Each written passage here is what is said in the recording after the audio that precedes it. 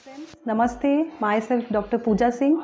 मैं एक फ़िज़ियोथेरेपिस्ट हूँ और पिछले 10 सालों से फ़िज़ियोथेरेपी के फील्ड में काम कर रही हूँ। लास्ट के वीडियो में हमने जाना कि सेरेब्रल पाल्सी क्या होती है, इसके कारण क्या होते हैं और इसका इलाज क्या होता है। अब जबकि पेरेंट्स को पता है कि सेरेब्रल पाल्सी का मेन इलाज फ़िज़ियोथेरेपी ट्रीटमेंट है, तो वो फ़िज़ियोथेरेपिस्ट के पास जाते हैं। फ़िज़ियोथेरेपिस्ट उनके बच्चों को डायग्नोस करते हैं, असेस करते हैं और एक फ़िज़ियोथेरेपी ट्रीटमेंट का प्लान बनाते हैं। सेंटर्स में तो थेरेपी होती ही है, साथ ही पेरेंट्स को घर के लिए भी कुछ एक्सरसाइजेस प्लान करके देते हैं, जिन्हें हमें घर पर दोहराना होता है। याद रखिए, बच्चा 1 से 1.5 घंटा थेरेपी सेंटर में बिताता है, बाकी 20 से 22 घंटे वो घर पर रहता है। तो घर पर हम एक्सरसाइजेस जितनी बार रिपीट करेंगे, जितना थेरेपिस्ट ने कहा है, उतने ही अच्छे और बहुत बेटर रिजल्ट हमें मिलेंगे।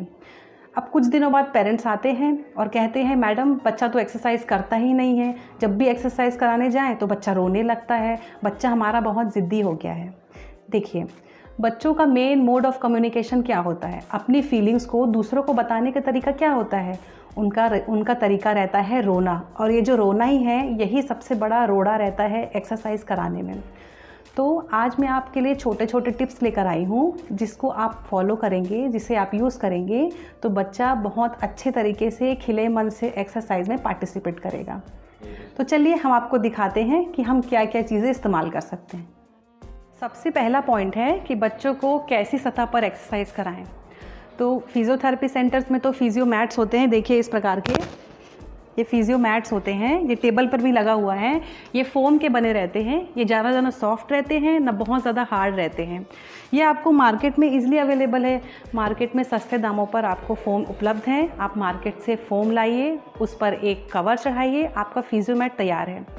फिजियो मैट यूज़ करने का रीज़न ये है कि अगर गलती से बच्चा कसरत कराते वक्त हमारे हाथ से छूट जाए तो बच्चे को चोट ना पहुँचे, क्योंकि अगर बच्चे को चोट पहुँच जाएगी तो फिर वो जब भी एक्सरसाइज के लिए जाएंगे तो वो उस बात को याद करेगा और रोना शुरू कर देगा और कसरत में बिल्कुल भी कोऑपरेट नहीं करेगा।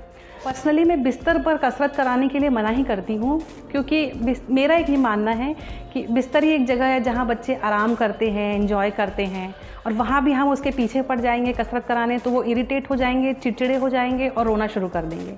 कुछ छोटे छोटे एक्सरसाइज आप करा सकते हैं, जैसे सिर्फ बैठाना है, सिटिंग कराना है या घोड़ा बनाना है। 1-2 कसरत आप करा सकते हैं बेड पर, लेकिन मेरा ये मानना है कि फिजियो मैट घर पर हो तो सबसे अच्छा है। दूसरा पॉइंट है बच्चे का न्यूट्रिशन।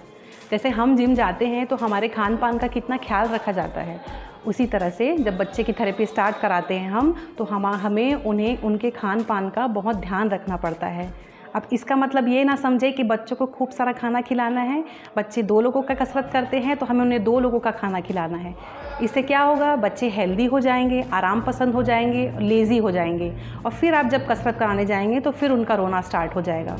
इसका एक रीज़न ये भी है कि अगर बच्चे बहुत ओवरवेट हो जाएंगे, हेल्दी हो जाएंगे, तो जो माइलस्टोन हमें 2 से 4 महीने में मिलने वाला है, जैसे सर संभालना, घोड़ा बनना या चलना, वो और डिले हो जाएगा और लंबा हो जाएगा और हमें 7 महीने से साल भर भी लग सकते हैं। इसीलिए बच्चों का आहार संतुलित हो, इसके लिए आप डाइटिशियन की सलाह ले सकते हैं या पीडियाट्रिशियन भी आपके लिए डाइट प्लान बना सकते हैं। इसका मेन मकसद रहता है कि फ़ैट वाली चीज़ें, चिकनाई वाली चीज़ें हटाना और हरी पत्तेदार सब्जियां, इन सबको इंक्लूड करना, इन सबको शामिल करना।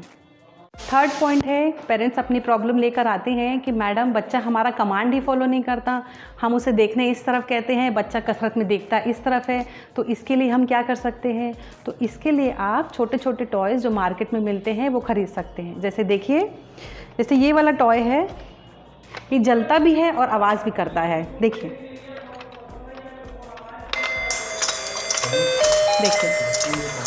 अभी फ़िलहाल मेरे पास यही टॉय है, और भी खूबसूरत टॉय मार्केट में मिलते हैं और रंग बिरंगे खिलौने मार्केट में मिलते हैं, जिनका आप यूज़ कर सकते हैं। इससे बच्चे खेल खेल में ही कसरत कर लेंगे और आपका टास्क भी कंप्लीट हो जाएगा। जैसे बच्चे को कभी हमें एक्सरसाइज में ऊपर दिखाना रहता है तो हम खिलौने की मदद से दिखा सकते हैं, या कभी हमें हाथ सामने करवाना रहता है तो बच्चे के सामने रख सकते हैं, टॉय बोल सकते हैं, बच्चे सामने हाथ करिए, सामने हाथ करिए, तो वो खेल खेल में ही कसरत पूरा कंप्लीट कर लेंगे। चौथा पॉइंट है बच्चे की साफ़ सफाई। साफ़ रहना किसे नहीं पसंद है, हम भी साफ़ सुथरे रहते हैं तो हमारा मन खिला खिला रहता है। कोई भी काम हम करते हैं तो बड़ी फुर्ती से और बहुत एक्साइटमेंट के साथ करते हैं। उसी तरह से बच्चों की भी साफ़ सफाई का हमें बहुत ध्यान रखना है।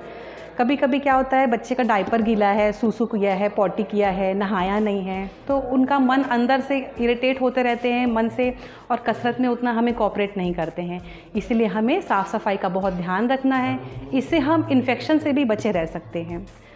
नेक्स्ट पॉइंट है बच्चे की नींद। बच्चे की नींद जितनी अच्छे से पूरी होगी, बच्चे उतने खिले मन से कसरत कराएंगे और हमें रिज़ल्ट भी बहुत अच्छे मिलेंगे।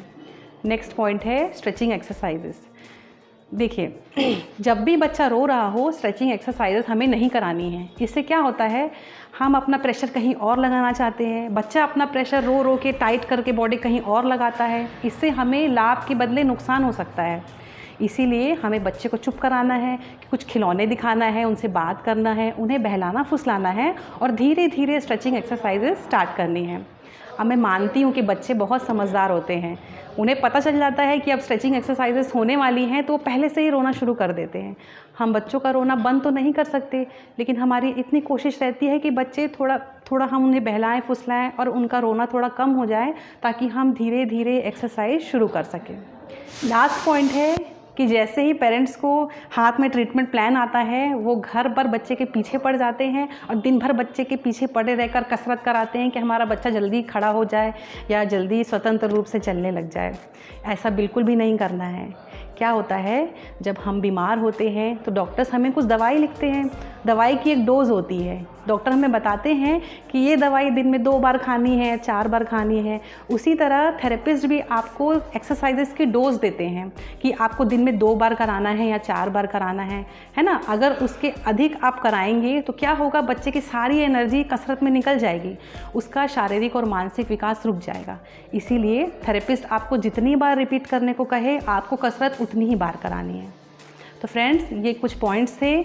आई होप आपको ये वीडियो पसंद आया होगा। अगर आपको ये वीडियो पसंद आया तो हमारे चैनल को सब्सक्राइब, लाइक और शेयर कीजिए। अगर आपके मन में कोई क्वेश्चन है या आप मुझसे कुछ पूछना चाहते हैं या जानकारी चाहते हैं सेंटर के बारे में, तो आप चैट बॉक्स में मैसेज कर सकते हैं या पर्सनली क्लिनिक के नंबर पर कॉल करके भी पूछ सकते हैं। मैं सारे क्वेश्चंस के आंसर दूंगी। याद रखिए, बच्चे की थेरेपी कराने में बच्चा बनना पड़ता है और माँ से अच्छी थेरेपिस्ट दुनिया में कोई नहीं है। Thank you.